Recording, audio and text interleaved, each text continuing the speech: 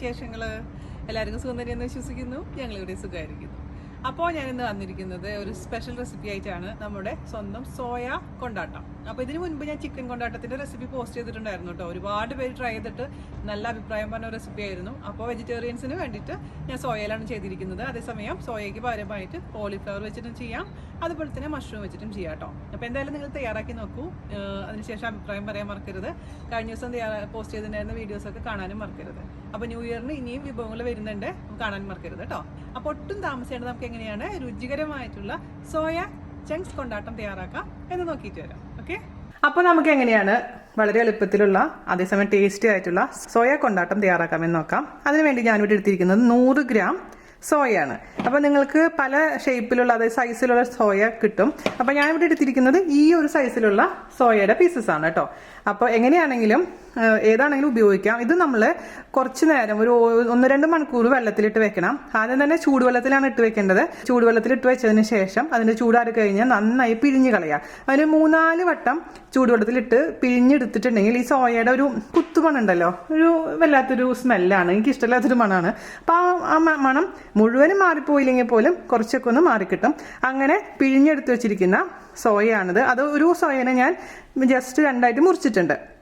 അപ്പം തീരെ ചെറിയ ടൈപ്പ് സോയ ആണെങ്കിൽ മുറിക്കേണ്ട ആവശ്യമില്ല, അതേപോലെ തന്നെ ഉപയോഗിക്കാം. അപ്പോൾ ഇത് വലുതാവുമ്പോൾ അത്യാവശ്യം വലിയ സൈസായിട്ട് മാറും. അതുകൊണ്ടാണ് ഞാൻ 2 പീസായിട്ട് മുറിച്ചിരിക്കുന്നത് കേട്ടോ. അപ്പോൾ 100 ഗ്രാമാണ്. അപ്പോൾ 250 ഗ്രാമിൻ്റെയൊക്കെ ആയിരിക്കും മിക്കവാറും പാക്കറ്റ് നമുക്ക് കിട്ടുക. അതിൻ്റെ ഒരു പകുതി ഒക്കെ എടുത്താൽ മതിയാവും. അപ്പോൾ അങ്ങനെ എടുത്ത് വെച്ചിരിക്കുന്ന സോയ നമുക്ക് ആദ്യം മാരിനേറ്റ് ചെയ്ത് വെക്കണം. അപ്പോൾ അതിന് വേണ്ടിയിട്ട് ഒരു ബൗൾ എടുക്കുക. ആ ബൗളിലോട്ട് നമുക്ക് ഇഞ്ചി വെളുത്തുള്ളി പേസ്റ്റ് ചേർത്ത് കൊടുക്കണം. അപ്പോൾ അത് ഞാനിവിടെ 1/2 ടീസ്പൂൺ വെളുത്തുള്ളി പേസ്റ്റ് ഇട്ട് കൊടുത്തിട്ടുണ്ട്. തനിയെ അരച്ച് വെച്ചിട്ടുണ്ടായിരുന്നു, അതുകൊണ്ടാണ് കേട്ടോ. അല്ലെങ്കിൽ ഇഞ്ചി വെളുത്തുള്ളി ചതച്ച് ചേർത്താലും മതി. അതുപോലെ തന്നെ 1/2 ടീസ്പൂൺ വെളുത്തുള്ളി പേസ്റ്റും ചേർത്ത് കൊടുത്തു. പിന്നെ നമുക്ക് ഒരല്പം മഞ്ഞൾപ്പൊടി ചേർത്ത് കൊടുക്കാം. 1 ടീസ്പൂൺ കാശ്മീരി മുളക് പൊടി. നിങ്ങളുടെ അടുത്ത് കാശ്മീരി മുളക് പൊടി ഇല്ലെങ്കിൽ നല്ല മുളക് പൊടി 1/2 ടീസ്പൂൺ ചേർത്താൽ മതിയാവും കേട്ടോ. പിന്നെ ചേർത്ത് കൊടുക്കേണ്ടത് വിനീഗർ അല്ലെങ്കിൽ ചെറുനാരങ്ങാ നീര്. ഞാനിവിടെ 2 ടീസ്പൂൺ വിനീഗറാണ് ചേർത്ത് കൊടുക്കാൻ പോകുന്നത്. പിന്നെ ആവശ്യത്തിന് ഉപ്പും മിക്സ് ചെയ്ത് ടേസ്റ്റ് ചെയ്ത് നോക്കിയിട്ട് കുറവ് പോലെ തോന്നുകയാണെങ്കിൽ നമുക്ക് എക്സ്ട്രാ ആഡ് ചെയ്ത് കൊടുക്കാവുന്നതേ ഉള്ളൂ. പിന്നെ ഇതിൽ വേണമെങ്കിൽ കളർ ചേർക്കാം. ഞാനൊരു അല്പം കളർ ചേർത്ത് കൊടുക്കുന്നുണ്ട്, ഓറഞ്ച് റെഡ് കളർ. അത് പക്ഷേ നോർമലായി ഞാൻ ചേർക്കാറില്ല. ഇതിനിപ്പോൾ ഒരു വീഡിയോയ്ക്ക് വേണ്ടിയിട്ട് മാത്രമാണ് കളർ ചേർക്കുന്നത് കേട്ടോ. നന്നായിട്ടൊന്ന് മിക്സ് ചെയ്ത് കൊടുക്കുക. ഇത് ചിക്കൻ കൊണ്ടാട്ടം ഞാൻ ഓൾറെഡി പോസ്റ്റ് ചെയ്തിട്ടുണ്ട്. കഴിഞ്ഞ ദിവസം ബീഫ് വെച്ച് കൊണ്ടാട്ടം ഉണ്ടാക്കി നോക്കിയായിരുന്നു. അപ്പോഴാണ് ഞാൻ പിന്നെ സോയ വെച്ച് ചെയ്ത് നോക്കിയത്. അപ്പോൾ ഇവിടെ എല്ലാവർക്കും ഭയങ്കരമായിട്ട് ഇഷ്ടപ്പെട്ടു. അപ്പോൾ പിന്നെ എന്തായാലും വീഡിയോ ചെയ്യാമെന്ന് വിചാരിച്ചു. ഓക്കെ, ഇനി ഇതിലോട്ട് നമുക്ക് സോയയുടെ പീസസ് ചേർത്ത് കൊടുക്കാം. കൈ കൊണ്ട് നന്നായിട്ട് മിക്സ് ചെയ്ത് 20 മിനിറ്റെങ്കിലും മിനിമം ഞാൻ പറഞ്ഞ പോലെ എടുത്ത് വെക്കാം. ഫ്രിഡ്ജിൽ വേണമെങ്കിൽ എടുത്ത് വെക്കാം, അല്ലെങ്കിൽ പുറത്ത് അടച്ചു വെച്ചാലും മതിയാവും. അപ്പോൾ 20 മിനിറ്റ് കഴിയുമ്പോഴേക്കും ഇതിലോട്ട് ഈ സോയയിലോട്ടൊക്കെ നല്ലോണം മസാല പിടിച്ചിട്ടുണ്ടാവും. ഇതിലിപ്പോൾ കോൺഫ്ലവറിൻ്റെ ആവശ്യമൊന്നുമില്ല, അതല്ലെങ്കിൽ മൈദയുടെ ആവശ്യമില്ല. വെറുതെ നമുക്കിതങ്ങ് ഫ്രൈ ചെയ്തെടുത്താൽ മതിയാവും കേട്ടോ.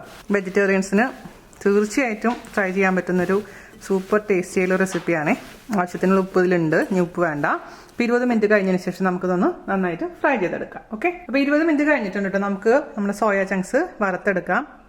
അതിന് വേണ്ടിയിട്ട് കുറച്ച് ഓയിൽ ചൂടാക്കാൻ വേണ്ടി വെക്കാം. മീഡിയം ചൂടാവട്ടെ കേട്ടോ. അപ്പോൾ നമ്മുടെ എണ്ണ ചൂടായിട്ടുണ്ട് കേട്ടോ. അതിലോട്ട് നമുക്ക് 2 ബാച്ചായിട്ട് ഇതിട്ട് ഫ്രൈ ചെയ്തെടുക്കാം. നിങ്ങൾ ആദ്യമായിട്ട് ചെയ്ത് നോക്കുമ്പോൾ ചെറിയ ക്വാണ്ടിറ്റിയിൽ ചെയ്താൽ മതി. ഇഷ്ടപ്പെടുകയാണെങ്കിൽ പിന്നെ നമുക്ക് വലിയ ക്വാണ്ടിറ്റിയിൽ ഉണ്ടാക്കാം. ഇത് നന്നായിട്ട് മൊരിഞ്ഞ് വരുന്ന വരെ അങ്ങ് ഫ്രൈ ചെയ്തെടുക്കുക. മീഡിയം ഫ്ലെയിമിലാണ് ഞാൻ തീ വെച്ചിരിക്കുന്നത്, അത് എപ്പോഴും ശ്രദ്ധിക്കുക. ഓക്കെ, അപ്പോൾ നമ്മുടെ സോയ നന്നായിട്ട് ഫ്രൈ ആയിട്ടുണ്ട് കേട്ടോ. നമുക്ക് കോരി മാറ്റിയിട്ടൊരു കിച്ചൺ ടിഷ്യൂലോട്ടോ അല്ലെങ്കിൽ അരിപ്പയിലോട്ടോ മാറ്റാം. അതേപോലെ തന്നെ ബാക്കിയും ഫ്രൈ ചെയ്തെടുക്കാം. അപ്പോൾ ഞാൻ സോയ എല്ലാം ഫ്രൈ ചെയ്തത് മാറ്റി വെച്ചിട്ടുണ്ട്. ഇനി നമുക്കിതിലോട്ട് കുറച്ച് പച്ചമുളക് 2-3 കഷ്ണമായിട്ട് മുറിച്ചത് ഇട്ട് കൊടുത്തൊന്ന് ഫ്രൈ ചെയ്തെടുത്ത് മാറ്റി വെക്കാം. ഞാൻ സോയയുടെ മേലെ കൂടെ തന്നെ ഇട്ട് കൊടുത്താൽ മതി ഫ്രൈ ചെയ്തതിന് ശേഷം. ഇപ്പോൾ സെയിം സംഭവം നിങ്ങൾക്ക് കോളിഫ്ലവർ വെച്ച് ചെയ്യാം, അതുപോലെ തന്നെ മഷ്റൂം വെച്ചും ചെയ്യാമേ. കോരി മാറ്റി സോയയുടെ മേലെ കൂടെ തന്നെ ഇട്ട് കൊടുക്കാം. ഇനി നമുക്ക് ബാക്കിയുള്ള കാര്യങ്ങൾ ചെയ്യാം കേട്ടോ. കൊണ്ടാട്ടം ഉണ്ടാക്കാൻ തുടങ്ങാം. അതിന് വേണ്ടിയിട്ട് ഇതിലോട്ട് ഓയിൽ ഒഴിച്ചു കൊടുക്കുക. നിങ്ങൾക്ക് വെളിച്ചെണ്ണ ഉപയോഗിക്കട്ടെ, അതിന് വിരോധമൊന്നുമില്ല. ഞാനിപ്പോൾ ഈ വറുത്ത് വെച്ചിരിക്കുന്ന ഓയിലില്ലേ, അതിൽ നിന്നാണ് കുറച്ച് ഒഴിക്കാൻ പോകുന്നത്. ഒരു 3 ടേബിൾ സ്പൂൺ ഓയിൽ ഒഴിച്ചു കൊടുത്തിട്ടുണ്ട്. അതൊന്ന് ചൂടാവട്ടെ. അപ്പോൾ നമ്മുടെ എണ്ണ ചൂടായിട്ടുണ്ട്. അതിലോട്ട് കുറച്ച് കറിവേപ്പില അത് ഇട്ട് കൊടുക്കുക. പിന്നെ ഞാൻ ചേർത്ത് കൊടുക്കാൻ പോകുന്ന 1 ടീസ്പൂൺ ഇഞ്ചി, 1 ടീസ്പൂൺ വെളുത്തുള്ളി. നന്നായിട്ട് അത് 1 മിനിറ്റോളം ഇത് നന്നായിട്ടൊന്ന് വഴറ്റിയെടുക്കാം. 1 മിനിറ്റോളം ഞാൻ വഴറ്റി കൊടുത്തിട്ടുണ്ട്. ഞാൻ ഇതിലോട്ട് ചേർത്ത് കൊടുക്കാൻ പോകുന്ന ചെറിയുള്ളിയാണ്. 20 ചെറിയുള്ളി. ഓരോ ചെറിയുള്ളിനെ നമുക്ക് പകുതിയായിട്ട് മുറിച്ച് വെക്കാം. അതല്ലെങ്കിൽ നിങ്ങളുടെ അടുത്ത് ചെറിയുള്ളി അവൈലബിൾ അല്ലെങ്കിൽ ഒരു വലിയ സവാള നൈസാക്കി അരിഞ്ഞിട്ട് കൊടുത്താൽ മതി. വളരെ നൈസല്ല, നമ്മൾ ക്യൂബായിട്ട് കട്ട് ചെയ്യുന്നേക്കാളും കുറച്ചും കൂടി ചെറുതായിട്ട്. പിന്നെ ഒരു 6 പച്ചമുളക് ഇട്ട് കൊടുക്കാം. ഈ സ്പൈസ് ലെവലൊക്കെ നിങ്ങളുടെ ഇഷ്ടത്തിനനുസരിച്ച് മാറ്റം വരുത്താൻ മറക്കരുത് കേട്ടോ. നന്നായിട്ടൊന്ന് വഴറ്റിയെടുക്കാം. ഒരുപാട് ബ്രൗൺ ഷെയ്ഡ് ആവാൻ നിൽക്കേണ്ട, ഒന്ന് വാടി കിട്ടിയാൽ മാത്രം മതിയാകും. അതിലോട്ട് നമുക്ക് അല്പം ഉപ്പ് ചേർത്ത് കൊടുക്കാം. ഉപ്പിൻ്റെ അളവ് എപ്പോഴും ശ്രദ്ധിക്കണേ. അപ്പോൾ നമുക്കിത് മീഡിയം ഫ്ലെയിമിൽ നന്നായിട്ട് വാടുന്ന വരെ വെയിറ്റ് ചെയ്യാം. അപ്പോൾ നമ്മുടെ ചെറിയ ഉള്ളിയൊക്കെ നന്നായിട്ട് വാടിയിട്ടുണ്ട്, ഒരുപാട് ബ്രൗൺ ഷെയ്ഡ് ആയിട്ടുമില്ല. ഈ സമയത്ത് നമുക്ക് തീ കുറയ്ക്കണം. ലോ ഫ്ലെയിമിലോട്ട് മാറ്റിയതിന് ശേഷം പൊടികളെല്ലാം ചേർത്ത് കൊടുക്കണം. ആദ്യം തന്നെ 1/4 ടീസ്പൂണിൽ കുറവ് മഞ്ഞൾപ്പൊടി ചേർത്ത് കൊടുക്കാം. 1 ടീസ്പൂൺ കാശ്മീരി മുളക് പൊടി, അതല്ലെങ്കിൽ 1/2 ടീസ്പൂൺ നല്ല മുളക് പൊടി കേട്ടോ.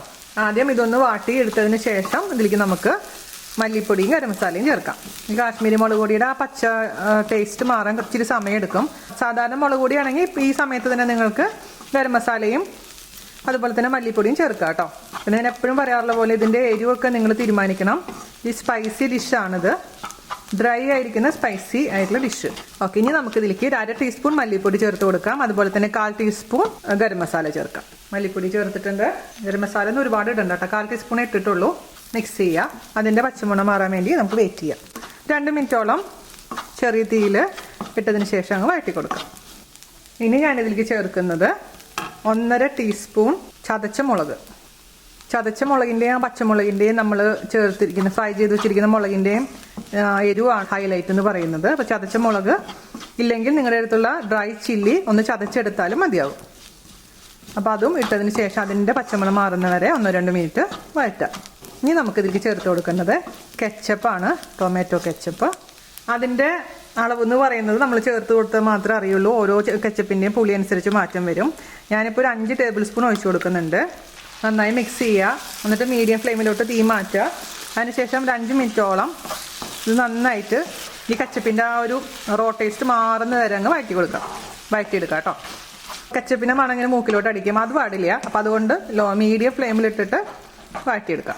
ഇതിപ്പോൾ ഞാൻ 5 മിനിറ്റോളം വഴറ്റിയിട്ടുണ്ട് കേട്ടോ. ആ ഭയങ്കര ഒരു കുത്തുമണം മാറിയിട്ടുണ്ടെങ്കിൽ ഇതിലോട്ട് നമുക്ക് നല്ല ചൂടുവെള്ളം ഒഴിച്ചു കൊടുക്കാം. ചൂടുവെള്ളത്തിൻ്റെ അളവ് ഡിപ്പെൻസ്. ഞാൻ 1 ഗ്ലാസ് ആദ്യം ഒഴിച്ചു കൊടുത്ത് നോക്കട്ടെ.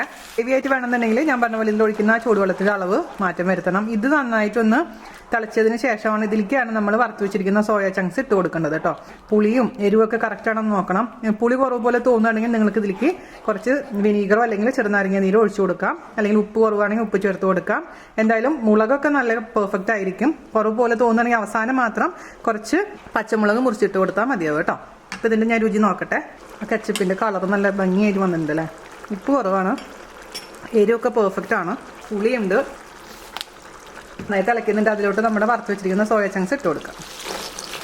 ആ ഗ്രേവി ഈ സോയയിലോട്ടൊക്കെ നന്നായി ഇറങ്ങണം. അപ്പോൾ കുറച്ച് നേരം ഇതിലിട്ട് ഇങ്ങനെ കുക്ക് ചെയ്യുക. അപ്പോൾ എല്ലാ സോയയിലോട്ടും ആ ഗ്രേവി ഇങ്ങനെ ഇറങ്ങുമ്പോൾ സൂപ്പർ ടേസ്റ്റ് ആയിരിക്കും. ഞാൻ പറഞ്ഞ പോലെ ഗ്രേവി ആണെങ്കിൽ കുറച്ചും കൂടെ ചൂടുള്ളതിലേക്ക് ഒഴിച്ചു കൊടുത്താൽ മതി. ഞാനിപ്പോൾ ഡ്രൈ ആയിട്ടാണ് എടുക്കുന്നത്. ഇതൊരു സ്റ്റാർട്ടറാണ് ആക്ച്വലി. നമ്മൾ പാർട്ടിക്കൊക്കെ സ്റ്റാർട്ടറായിട്ട് സെർവ് ചെയ്യാനുള്ള ഡിഷാണ്. പക്ഷെ നിങ്ങൾക്ക് ചപ്പാത്തിയോട് കഴിക്കണമെങ്കിൽ ഗ്രേവി ആക്കാം കേട്ടോ. അപ്പോൾ അത് നന്നായിട്ട് ഇതിലോട്ടൊക്കെ ഒന്ന് ഈ മസാല പിടിക്കട്ടെ. അപ്പോൾ നമ്മുടെ സോയ റെഡി ആയിട്ടുണ്ട് കേട്ടോ. ഇതിന് കുറച്ച് എൻ്റെ മകൻ എടുത്തിട്ടുണ്ട്. അവന് പുറത്ത് പോകണമായിരുന്നു. അപ്പോൾ ഇതിന് കുറച്ച് എടുത്ത് അവൻ കൊണ്ടുപോയി കഴിച്ചു. അതാണ് ഇത്ര കുറവ് വന്നത് കേട്ടോ. ഇനി ഇതിലോട്ട് നമുക്ക് ഞാനിപ്പോൾ ഓഫ് ചെയ്യുകയാണ്. ഇതിൻ്റെ എരിവും ഉപ്പും പുളിയൊക്കെ നോക്കി എന്തെങ്കിലും മാറ്റം വരുത്തുന്നെങ്കിൽ മാറ്റം വരുത്താൻ മറക്കരുത്. ഞാൻ കുറച്ച് കറിവേപ്പില ഇട്ട് കൊടുക്കുകയാണ്. അത് നല്ലൊരു ഫ്ലേവർ കിട്ടും കറിവേപ്പില അവസാനം ഇടുമ്പോൾ. അതേപോലെ തന്നെ കുറച്ച് നല്ലെണ്ണ താല്പര്യം ഒഴിവാക്കാം, വെളിച്ചെണ്ണ ആയാലും കുഴപ്പമില്ല. നല്ലെണ്ണ ഒഴിക്കുമ്പോൾ ഒരു പ്രത്യേക ഒരു രുചി കിട്ടും. എന്നിട്ട് മിക്സ് ചെയ്ത് കൊടുക്കുക. എന്നിട്ട് ചൂടോടുകൂടി സെർവ് ചെയ്യാം, അല്ലെങ്കിൽ ചൂട് ആറിയതിന് ശേഷം സെർവ് ചെയ്യാം കേട്ടോ. അപ്പോൾ ഇത്രയുള്ള പരിപാടി. എല്ലാവർക്കും ഇഷ്ടപ്പെട്ടു എന്ന് വിശ്വസിക്കുന്നു. ഞാൻ ഫോട്ടോ എല്ലാം എടുത്തതിന് ശേഷം കൊണ്ടുവരാം. അപ്പോൾ ഞാൻ ഫോട്ടോ എല്ലാം എടുത്ത് കൊണ്ടുവന്നിട്ടുണ്ട് കേട്ടോ. ഞാൻ ടേസ്റ്റ് ചെയ്ത് നോക്കട്ടെ.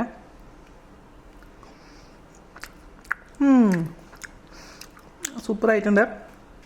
അതിൻ്റെ ഉള്ളിലോട്ടൊക്കെ നല്ല മസാലയൊക്കെ പിടിച്ചിട്ട് അടിപൊളിയുണ്ട് കേട്ടോ. പാകത്തിന് എരിവും ഇച്ചിരി സ്പൈസിയാണ് സംഭവം. ഞാൻ പറഞ്ഞ പോലെ അതൊക്കെ നിങ്ങളുടെ ഇഷ്ടത്തിനനുസരിച്ച് മാറ്റം വരുത്താം. എന്തായാലും അടിപൊളിയായിട്ടുള്ള സ്റ്റാർട്ടറാണ്. എല്ലാവരും തയ്യാറാക്കി നോക്കുക. അപ്പോൾ വീഡിയോ ഇഷ്ടമായിട്ടുണ്ടെങ്കിൽ മാക്സിമം ഷെയർ ചെയ്യുക, നമ്മളൊന്ന് സപ്പോർട്ട് ചെയ്യുക. അപ്പോൾ അടുത്ത അടിപൊളിയായിട്ടുള്ള റെസിപ്പി ആയിട്ട് വരുന്നവരെ നന്ദി, നമസ്കാരം. താങ്ക്